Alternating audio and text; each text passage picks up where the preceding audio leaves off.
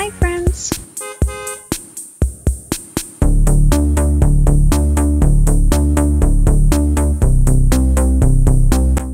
Cape Race Lighthouse in Newfoundland is a historic lighthouse located on the southeastern tip of the Avalon Peninsula, overlooking the Atlantic Ocean. It has a rich history dating back to its original construction in 1856. The current lighthouse, made of reinforced concrete, was built in 1907. This lighthouse has been a crucial navigational aid for ships sailing the often treacherous waters of the North Atlantic. One of the most notable events associated with Cape Race is its role in the Titanic disaster. On the night of April 14, 1912, the lighthouse's wireless station was one of the first to receive distress signals from the Titanic.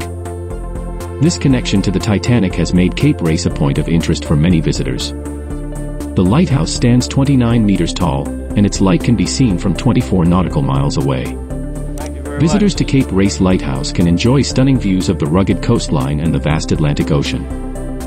The surrounding area is rich in natural beauty, with opportunities for birdwatching, hiking, and exploring the unique landscape of the Avalon Peninsula.